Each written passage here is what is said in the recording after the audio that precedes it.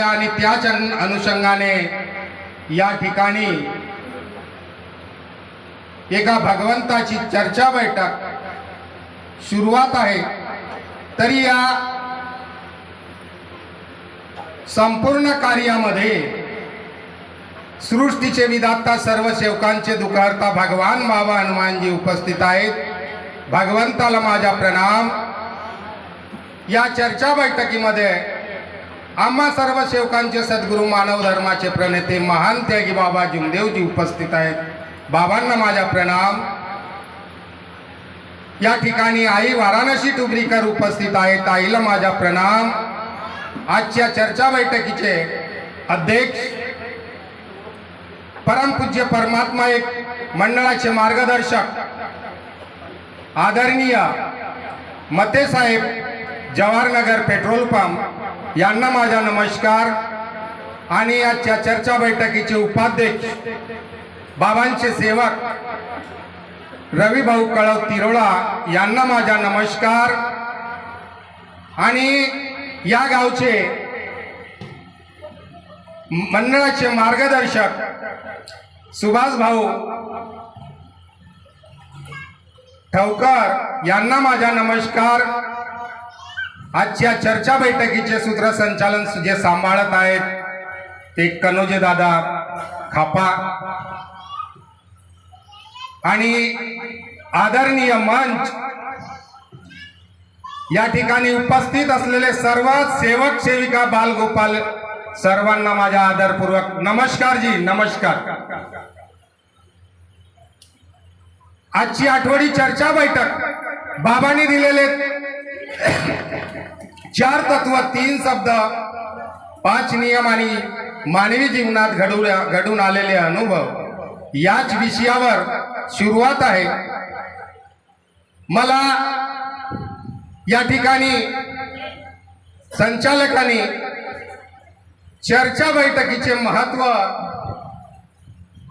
काय आहे आणि खरं आहे। बाबांनी आपल्याला 1966 मध्ये चर्चा बैठक दिलेली आहे आणि त्या चर्चा बैठकीच्या माध्यमातून आपल्याला आपण पहिल्या दिवशी मार्गात आलो त्या दिवशी आपल्याला आपल्या मार्गदर्शकांनी सांगितलं आहे की दादा हा मार्ग मरण्याचा आहे। आपण मरण्याचा वचन दिला आणि मरण्याच्या वचन दिल्यानंतर त्याच मार्गदर्शकाचे शब्द घेऊन परत आलो।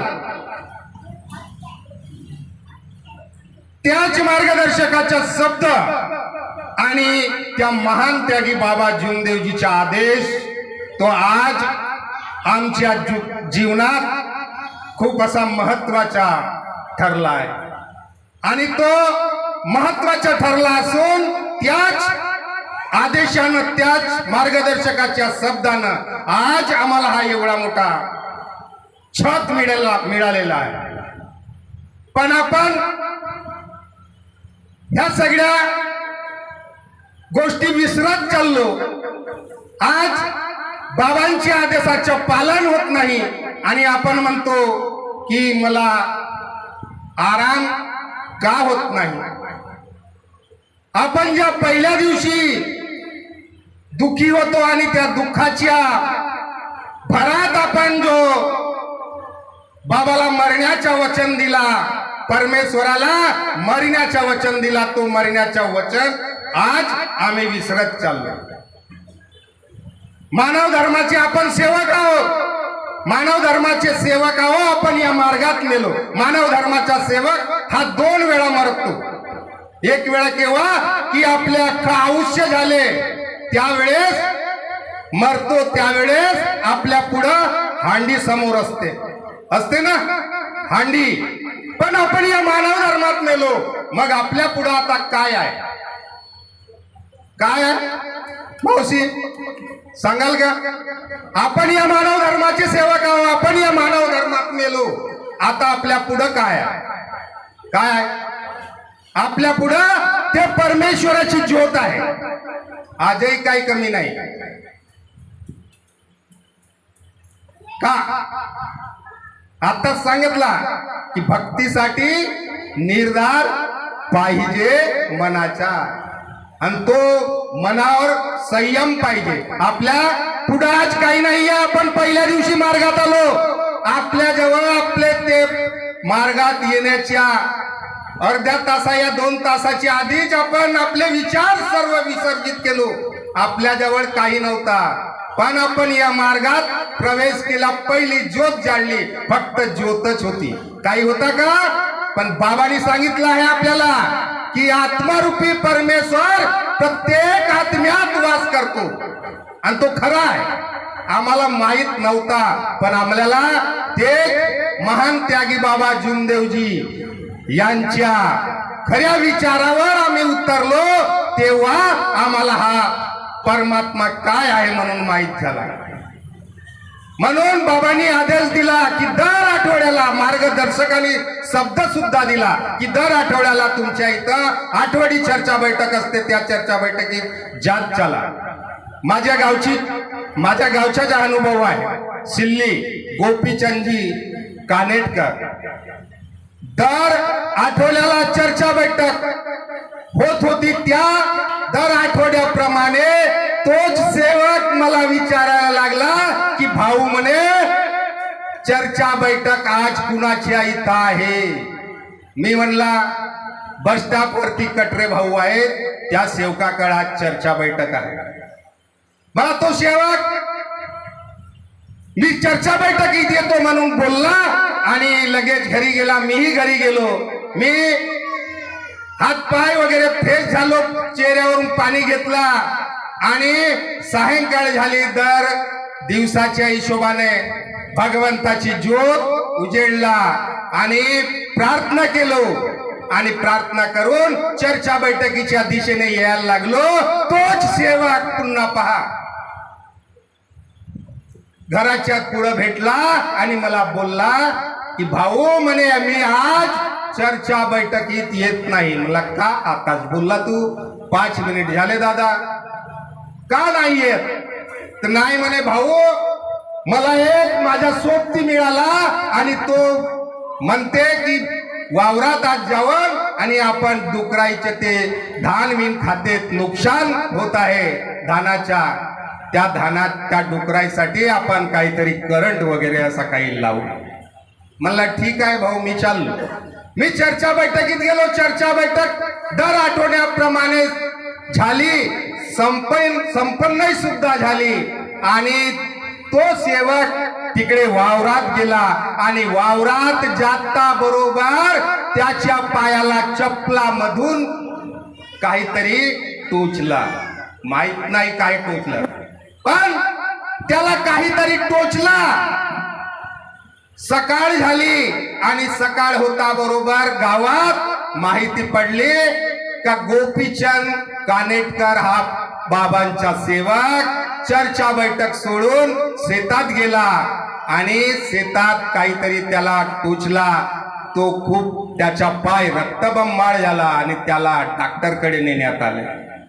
तिरोड्याला गेला, तिथं उपचार केला, सोनोग्राफी वगैरे सर्व हे करून तो घरी आला. एक्सरा वगैरे केला. तो 15 दिवस तो उपचार करत राहिला. पायाला आराम झाला नाही झाला पायाला आराम. नंतर एखाद्या डॉक्टरांनी सांगितला की दादा म्हणे तू तिरोड्यात उपचार होणार नाही, 15 ते 20 दिवस झाले तुझ्या पायाला कुठेही आराम मिळाला नाही, तू माझ्या बरोबर गोंदियाला चाल. गोंदियाला तो सेवक गेला. गोंदियाला तिथेही बँडेज, मलमपट्टी, एक्सरा, सोनोग्राफी करवून आला. ते 15 ते 20 दिवस आणि 1 महिन्याची औषधी घेऊन घरी आला. 1 महिन्याचा कालखंड संपला. गोंदियाच्या डॉक्टरांनी दवा दिली, पण पायाला आराम झाला नाही. पहा, मन आहे ना, नशिबात जे होतं तेच मिळतं.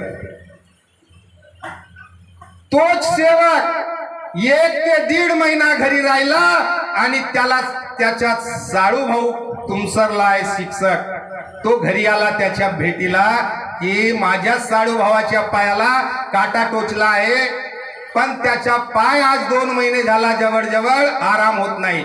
त्याला आपल्या सोबत तुमसरला नेला. तुमसरलाही तोच उपचार झाला. तोच उपचार घेऊन घरी आला. 3 महिन्याचा कालखंड लुटला. बहीण नागपूरला आहे. नागपूर वरून बहीण आली आणि बहिणीनं मेडिकल कॉलेज या ठिकाणी उपचार करून म्हणून त्या भावाला घेऊन गेली. मेडिकल मध्ये 1 महिना तो ऍडमिट राहिला आणि ऍडमिट राहिल्याच्या नंतर आता मेडिकल सारखा दवाखाना आपला विदर्भ स्तरावर आहे ना, आणि तो विदर्भ स्तरावरचा दवाखाना त्याच्या कामात आला नाही. 6 महिन्याचा कालखंड लुटला. पायाला आराम मिळाला नाही. म्हणून चर्चा बैठकीचे महत्व, चर्चा बैठकीत काय आहे हा प्रत्येक सेवकाने ओळखायला पाहिजे. सेवक घरी आला. घरी आल्याच्या नंतर 1 महिना घरी राहिला. अजून पुन्हा नागपूरला गेला. भाऊ म्हणे आता चाल प्रायव्हेट मध्ये आपण इलाज करू. प्रायव्हेट मध्ये 15 दिवस ऍडमिट राहिला. 15 दिवसातही आराम नाही झाला. 1.25 ते 1.5 लाख रुपये खर्च आला. पण 9 महिने पूर्ण झाले त्याच्या पायाच्या दुखापतीला. पायात असा बस होऊन गेला होता. पायाचा वास येत होता, घाणेरडी वास येत होती, पण आराम झाला नाही. आणि 9 महिन्याच्या नंतर तोच सेवक एक दिवस मी त्याच्या घराच्या पुढून जात असताना बोलला की भाऊ म्हणे घराकडे या. आवाज मारला. घरी जाऊन बसलो. म्हणे भाऊ म्हणे माझ्यासाठी आता डॉक्टर सर्व संपले. आता माझी चूक कोठी आहे ते चूकच माझी लक्षात येत नाही. दादा म्हणला ह्या चुकीची माफी अगोदर तुला सांगितलं की तू माफी माग, पण तो सेवक माफी मागायला तयार नव्हता. मी भाऊ म्हणे चूकच नाही केली. म्हणे कशी माफी मागू. चुकलिया वर्मा फेरा पडे.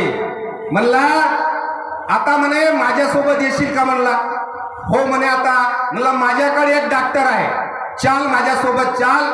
आणि मी गाडी आणली आणि गाडीवर त्याला बसवला. म्हणे आता आपण कुठं जाऊ. तू माझ्यासोबत माझ्या गाडीवर बस. म्हणला आपण जाऊ चाल. एक डॉक्टर आहे फक्त आता तुझ्यासाठी. मी लेदळाला नेला. आदरणीय मार्गदर्शक कळव सर ओळखत असाल, ते मार्गदर्शक होते. आणि त्यांच्याकडे नेला आणि त्यांना सांगितलं भाऊसाहेब अशी अशी या सेवकाची गंमत झालेली आहे. त्यांनी विचारला हो का. म्हणे भाऊ सांगते ते बरोबर आहे. हो जी म्हणे. जा म्हणे भगवंताच्या पुढे बस म्हणे आणि भगवंताच्या पुढे बसून केलेल्या कर्माची चूक कबूल कर म्हणे. माफी माग म्हणे. तुझ्या पायाला आराम होऊन जाईल सांगितला. आणि सांगितल्यानंतर त्या सेवकाने चूक कबूल केली आणि झट घरी आला. घरी आल्यानंतर त्याच सेवकाच्या पायातून अर्ध्या तासात एवढ्या या साईडच्या काडी निघाली. काडी, काटाही नव्हता, काडी होती. पण पहा 5 सोनोग्राफी, 5 दवाखाने, 5 एक्सरे, काडी दिसली नाही. आणि अजून काही कुठेही आराम झाला नाही. 8 ते 10 दिवसाच्या पिरियडमध्ये त्याचा पाय सुकत चालला आणि परिपूर्ण त्याला आराम मिळाला. कसे आहेत भगवंत. म्हणून सांगण्याचा तात्पर्य असा होता की बाबांचे आदेश आणि मार्गदर्शकाचा शब्द हा कुठं ना कुठं आपल्याला पाळायला पाहिजे.